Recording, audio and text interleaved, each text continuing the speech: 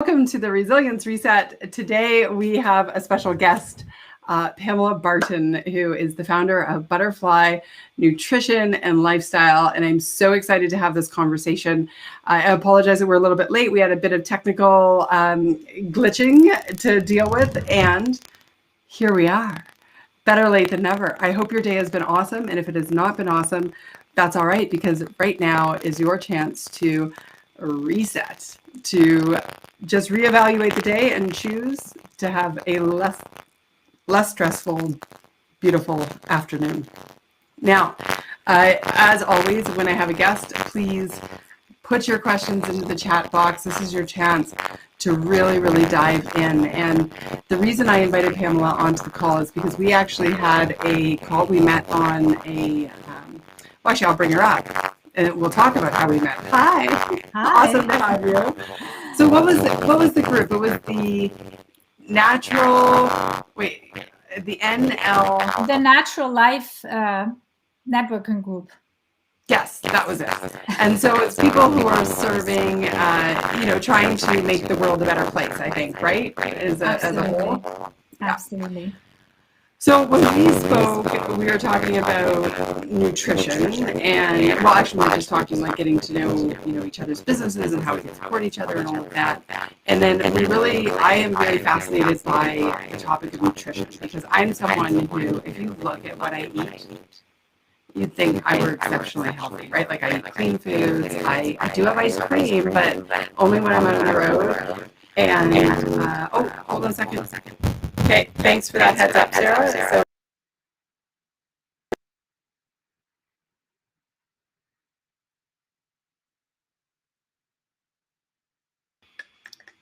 is it still staticky when I talk?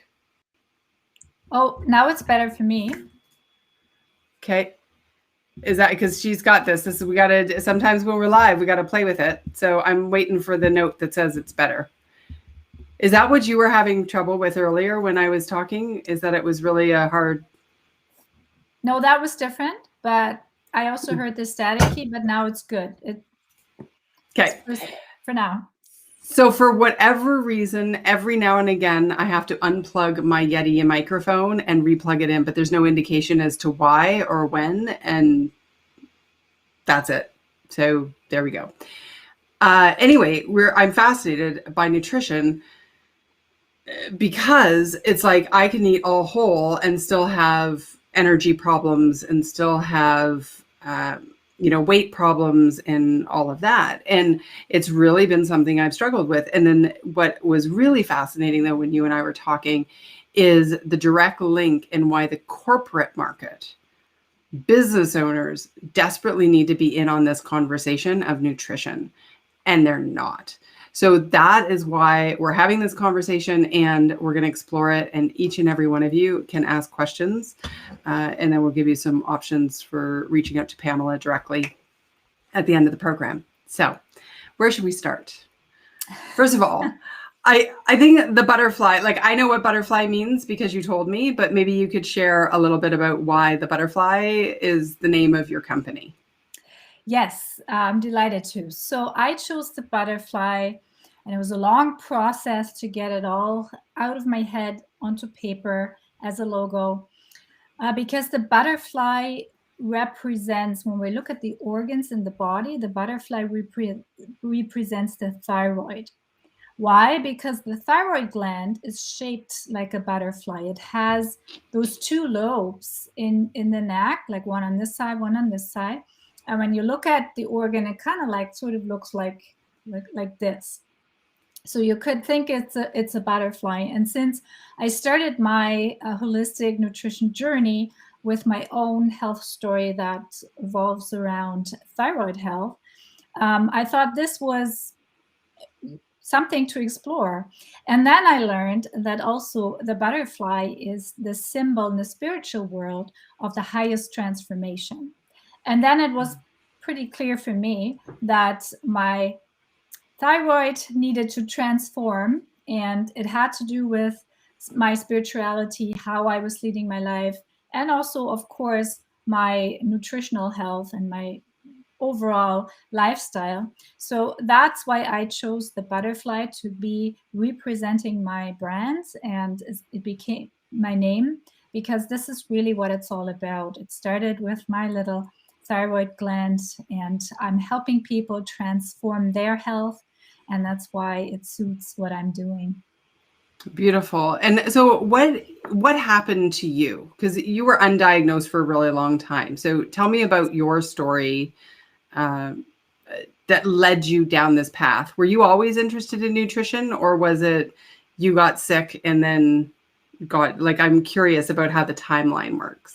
Yeah, so I was in the corporate world for the first 15 years of my life. And yes, I was somewhat interested in health and nutrition, but it was sort of like a side thing. You know, you read something, you find it interesting, then you go and you buy convenient food and you eat it at home, right? So it was kind of lingering, but it wasn't really my focus. So as I said, I worked in corporate world and I had very stressful jobs. I made it very stressful. You know, now we're no more, but back then when you start out, you're all in and you're stressed about things that might not be worth stressing about. Oh, hold on. I'm just going to Hindsight, pause you.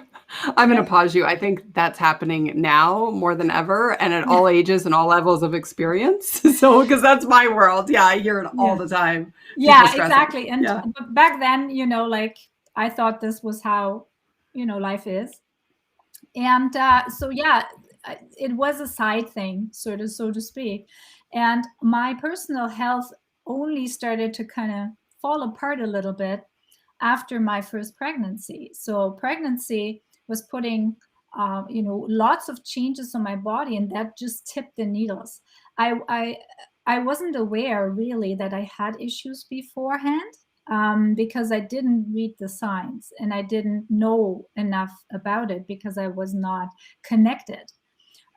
So after my first pregnancy, things really became a little bit nasty. You know, I had postpartum depression, didn't know why. I was diagnosed with hypothyroidism at that point, and then later with Hashimoto. And I probably already had that 10 years maybe prior to my first pregnancy. Only then was it discovered.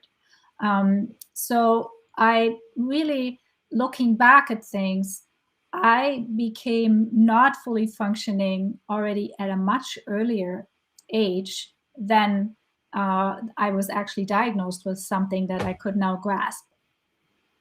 So, do you think some people are walking around and don't even realize that they're not functioning the way they are supposed to? It's sort of like how I believe people are walking around stressed and just think that's part of life, like to be in this constant tizzy of unhappiness. And I really believe that's unnecessary. Is it the same thing with their health? Like, but they're just so used to it? Absolutely. Absolutely. Because if we are not making this a priority, and if we're not working in that field, we're not, right? We're going about our business and we're going about the things that interest us. So health is kind of sort of on the sidelines for most people. We don't necessarily know what to look for. We sort of have an idea, but not really. We can't really connect dots very well if we have no training to it, because it's not part of our education system what to look for. So it is only always when the doctor tells us we have something that we start paying attention all of a sudden and thinking, oh, wait a minute, why do I have something? Like, that can't be. Like, I didn't have that before, so what's going on? So most people are not aware of what's going on. And I mean this in a loving way, right? Not in a bashing way. It's just because we're not trained to look for the signs. Sarah's saying here, Pamela, thank you for saying you get it. We are crazy on the sidelines. You're not crazy. I think we're all so in the same boat, right? Like Yes. and I don't even know, like I've had health challenges for so many years in my life. I don't even know what it would be like to be without them. Like, and it's Exactly. not because I want it to be a part of my identity. It's just like, I know that some days I'm going to have, and you know, my viewers have heard about this, you know, I'm going to have a 5-hour nap, right? Because of, you know, certain situations in my body and because of the pain, like, but lately not as much. So how does somebody go about figuring out what is causing the problem? Like once they recognize there's the problem, how do you go about figuring out like what it is? Yeah, that's a good question. It's very complex, because first of all, we have to establish like what our normal is. And you just said my normal is sometimes I have 5-hour naps. That's your normal, right? And there's nothing wrong with people having these normals for them. It only always becomes a problem if it starts to bother you. If you say, well, I don't really want to do this. And like, because some people, to be very honest here, some people like it the way it is because it suits them, or it's not bothersome enough. They say, I can live with that. That's just part of, getting older. And, we hear that all the time, or it's just how it is. But it's always, if it starts to bother you, is usually when we start, paying attention more and trying to figure out what's going on. So how do you do that? You don't necessarily have to go to the doctor right away, because I feel like we have typically a good connection with our body. So our body can give us pointers to where we should be looking.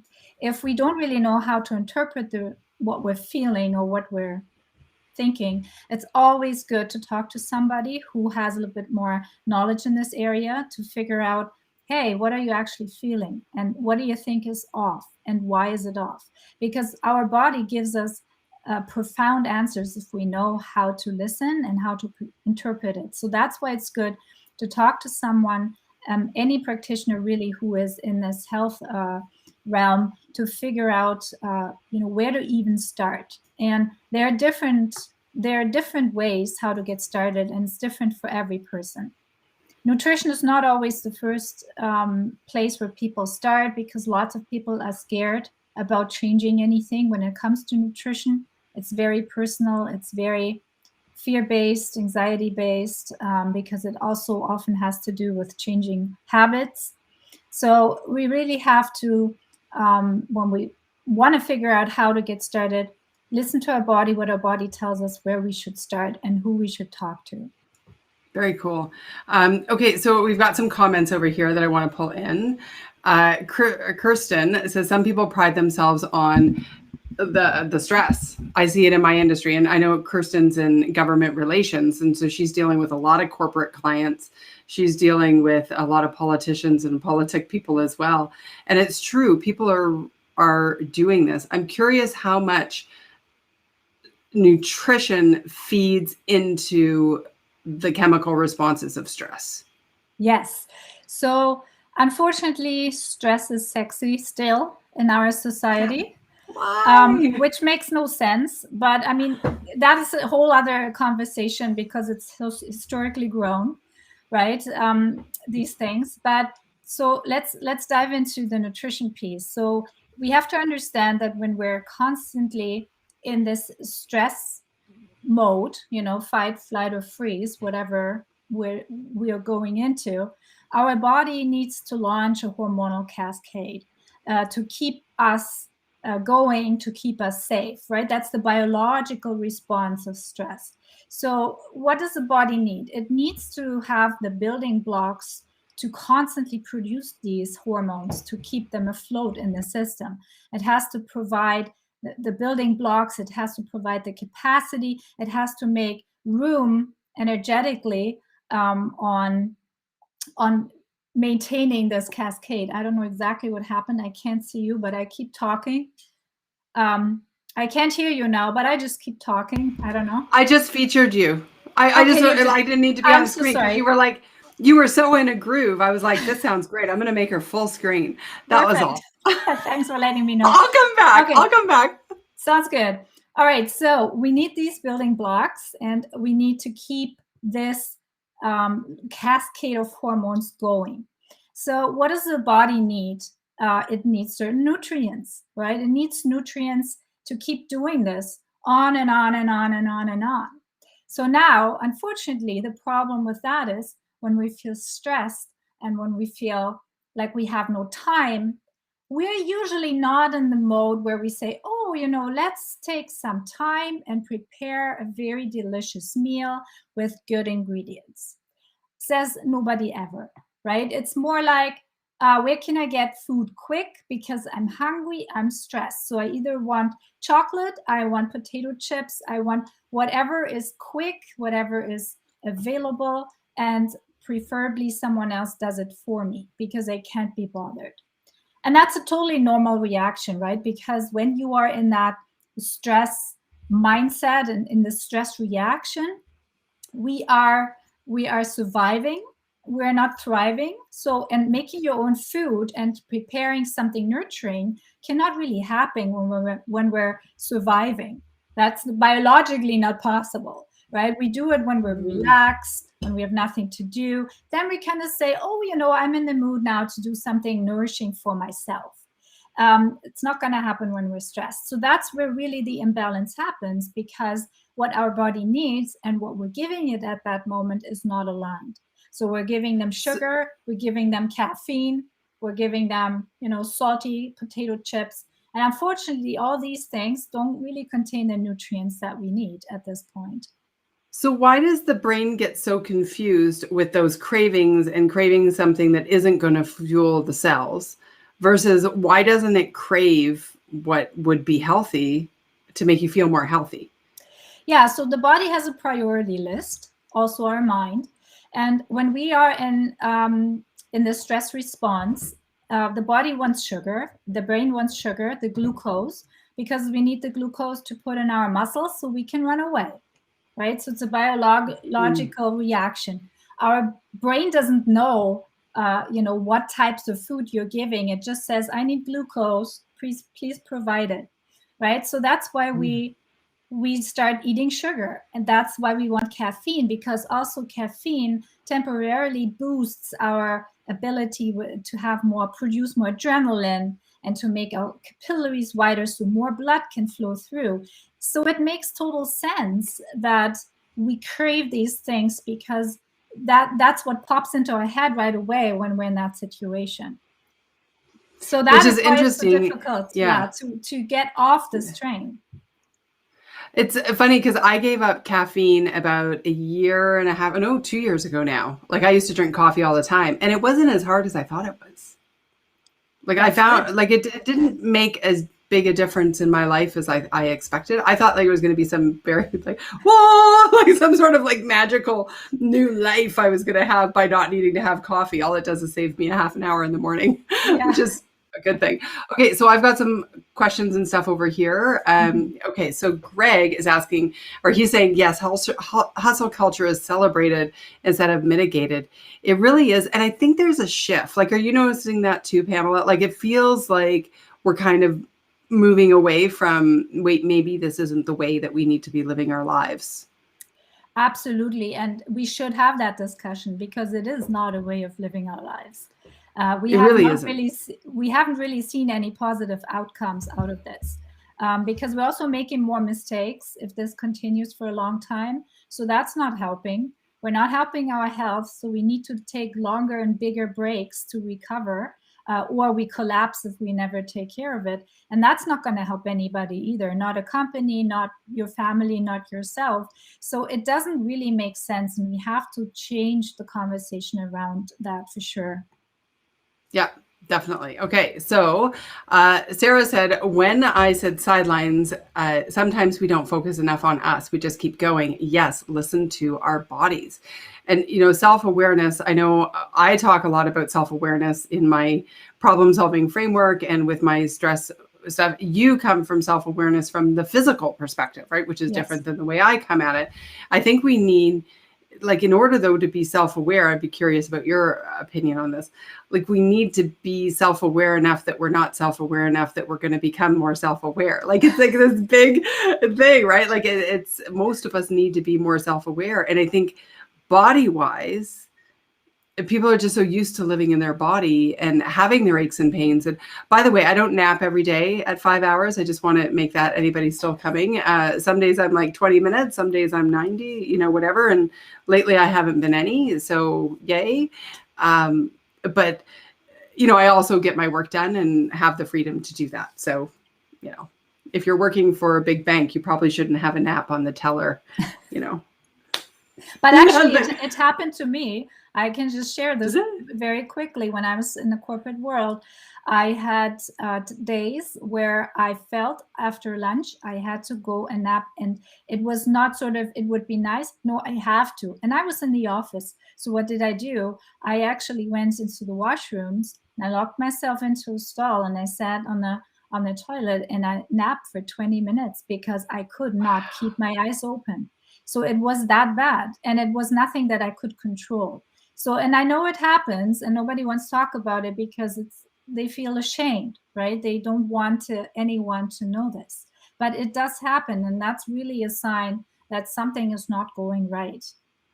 Exactly. Yeah. Well, and this is right. Like, you shouldn't have to nap, I don't think. Yes, Kirsten, it's always recorded for sure. I can get you a link, but it's also recorded on YouTube, LinkedIn, Facebook, so you can share it right from there. She's saying, I've napped under my desk before. Yep. Right? Thanks for being brave, because that's really how it is, I have to be honest here.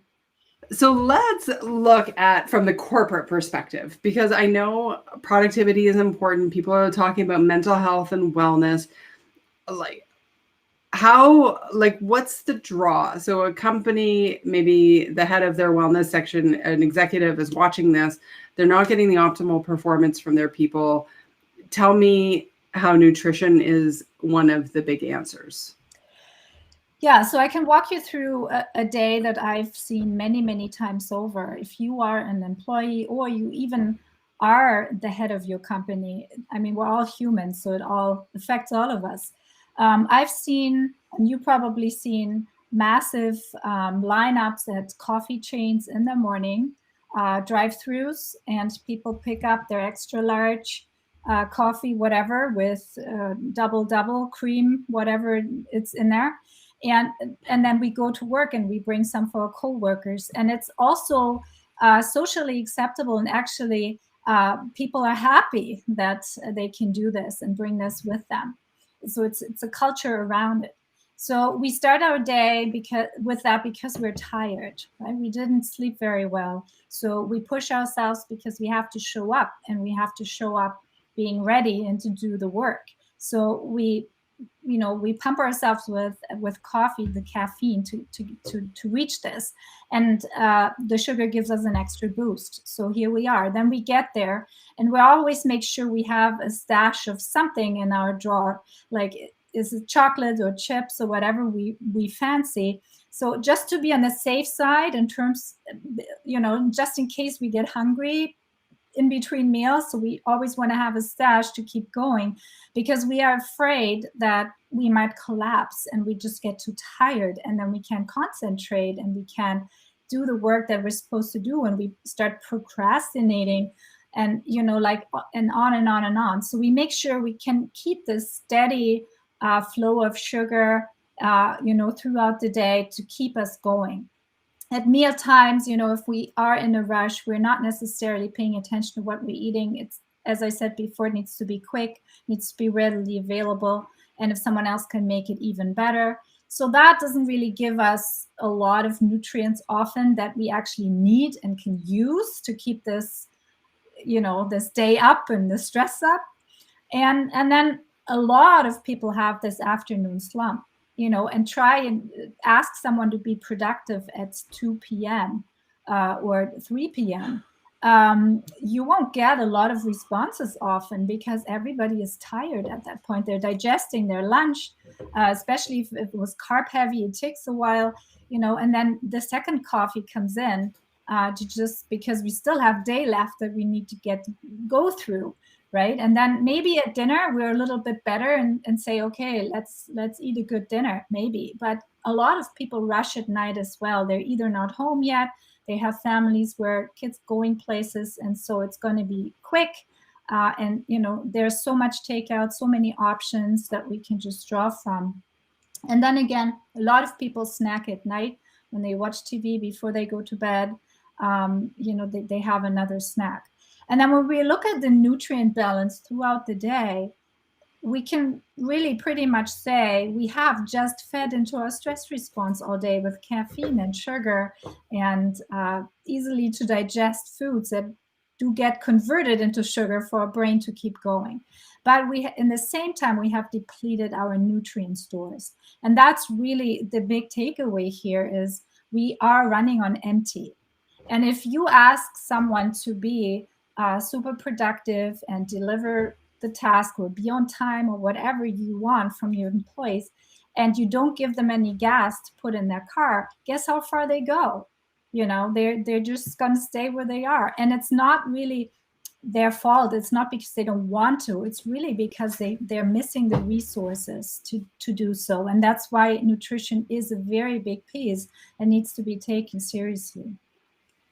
So, and I was going to ask that, is it because people don't know better? Like, so that whole system that you just described, like keeping sugar around and all of that, like that's not my lifestyle, but I have friends who like afternoon, give me a coffee, give me a Diet Coke, give me something to get me revved up, right? Like, it's sort of their, like they're really into it. And so where is the break, the barrier? Like recently, actually, I gave up sugar and I also have given up dairy, those two things. And I'm committed to doing that for, a good 12 weeks. I think you actually were the one who told me you have to do it for quite some time so that you can see how your body and your hormones and everything respond. And so for me, it was just a decision. Mm-hmm. I'm just doing it. Like, I know that when I eat, like sugar is a processed sugar. I'm still having fruit and everything, but processed sugar is not good for you. Like we know that.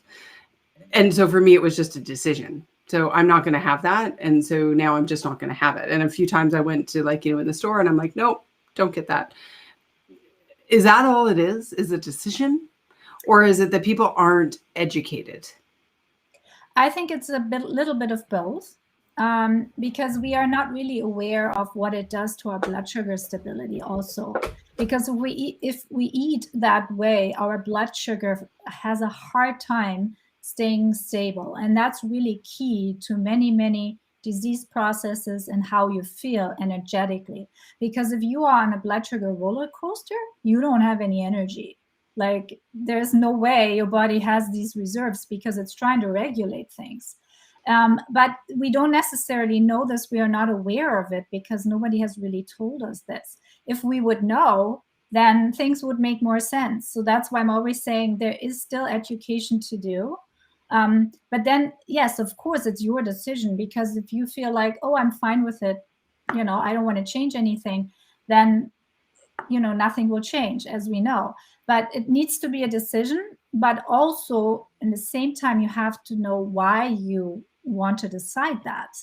Like, why do you want a different outcome? And that the big why that I usually always ask my clients is super important, because that will help you get there.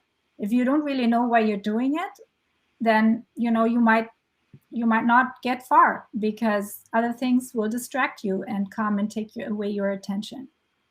Right.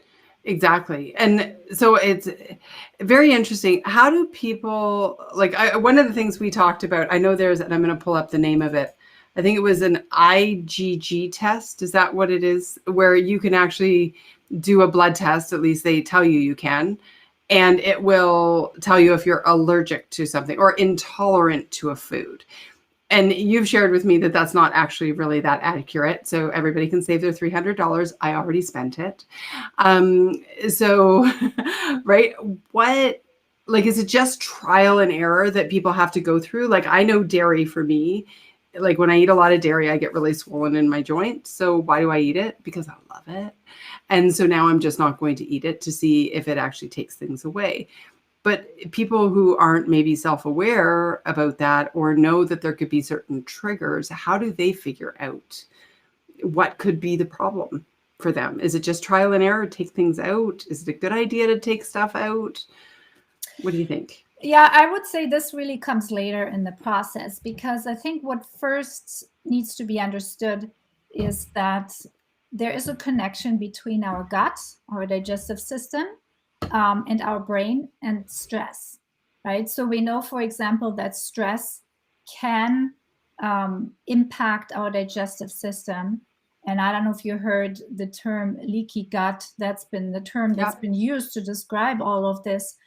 Stress can make our gut leaky, meaning nutrients that are usually contained in the digestive tract, because that's where they get extracted and absorbed, all of a sudden get into the bloodstream, right, where they're not supposed to be. And then the immune system comes and says, what's this? What's floating around here? We need to destroy it because it's a foreign object. So then we get more inflammation, for example, right? Because the body's a little bit alert and says we need to make sure there are things get destroyed because we don't know what it is.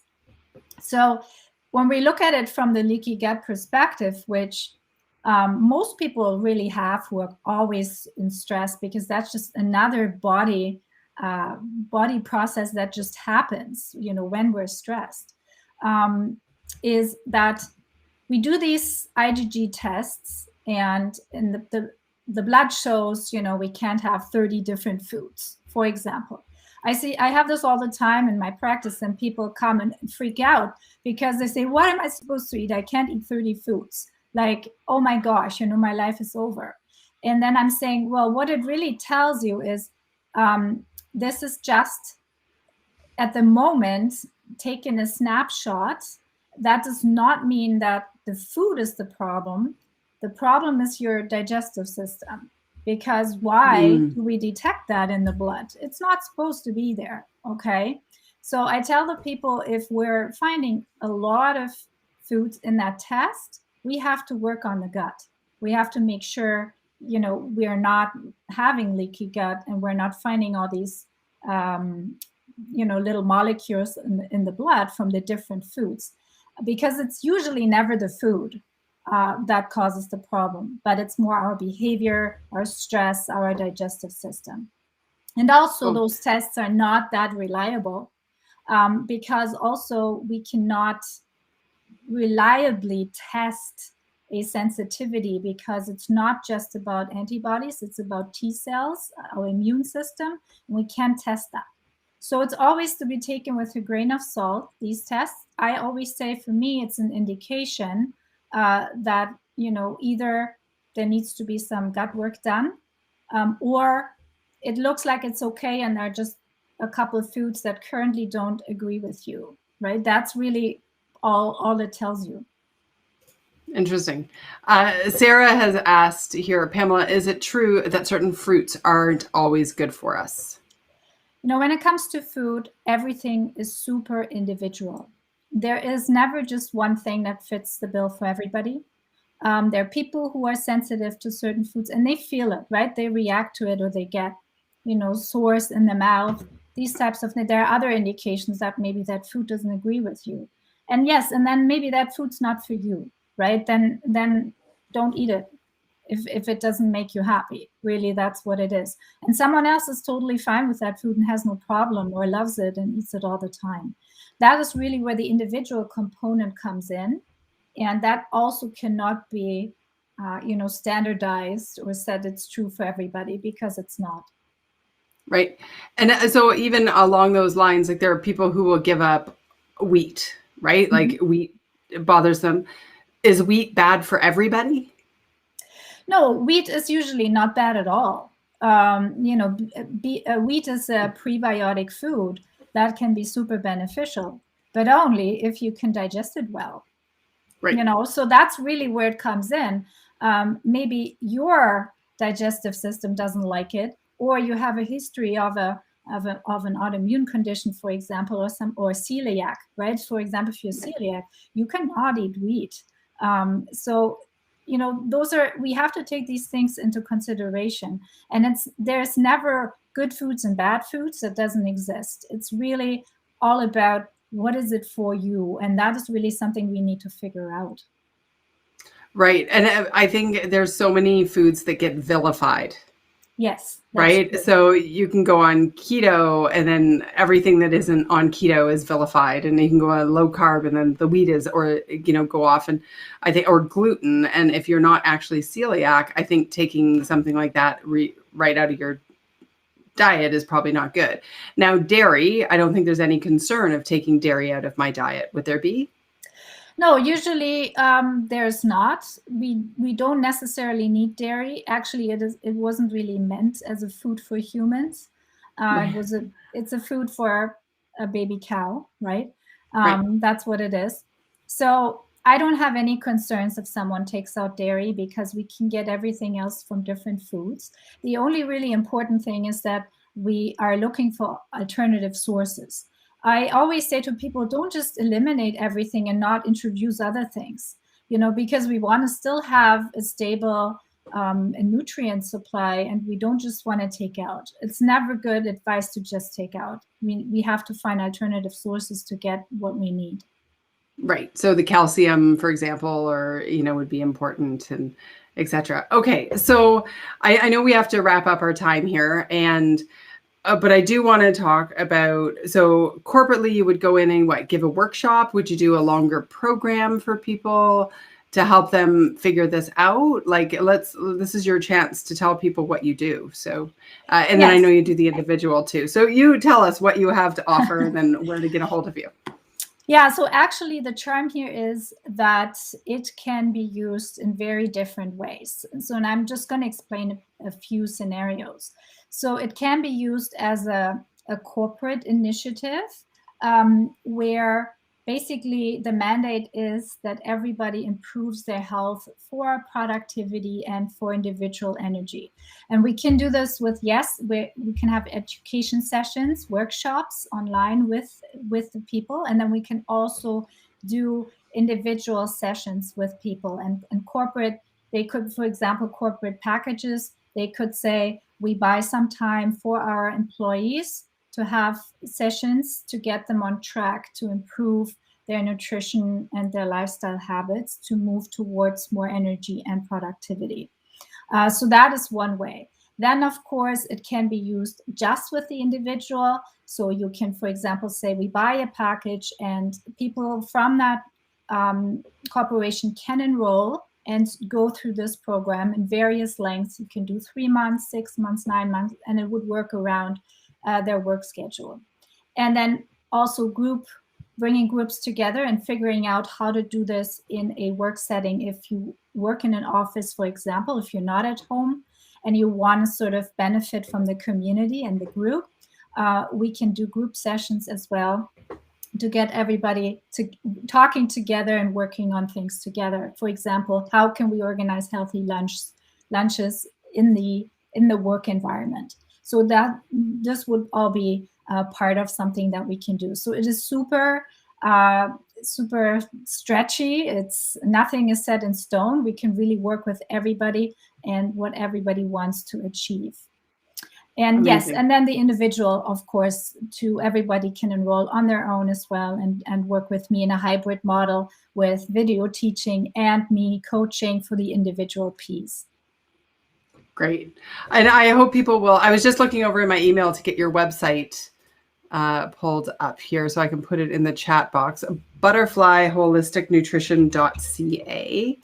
And I think if I put that out there, that can't post to some channels. So I'll have to push that on to, so that's on Facebook and YouTube. It's not on LinkedIn because LinkedIn doesn't like to work the other way when it comes to video. So I will be sure to put that, because I really think the people who are watching, the people in my network, we need to be as healthy as we possibly can. And that is why I'm on this journey myself. I'm doing a lot of exercise. I'm doing, really being mindful about what I eat, getting rid of the bit of sugar that I do have, the processed sugar. I'm not going to be just getting rid of that and just testing. Part of it is just getting compassionately curious with ourselves and figuring out what's the best answer. But as you said, you have to give it a bit of time so you can actually see if something is making a difference, right? Time and accountability is super important here. Yeah, definitely. Okay, well, Pamela, I'm so grateful that you came on to chat about this, and I think everybody just loved it. Everybody in the chat box there. So thank you so much for being here, and to each and every one of you who is out there watching. I hope that you love this, definitely give a shout out to and connect with Pamela. And don't forget to connect with me if you're not already. And the Lift Up goes out every Tuesday morning with a little quick read. Hopefully you're already on the list. If you're not, be sure to go over to alisongraham.co/liftup. So thank you for being here. And until tomorrow, which is our wildcard topic Wednesday, may you stress less, do more, and be happier. Bye for now.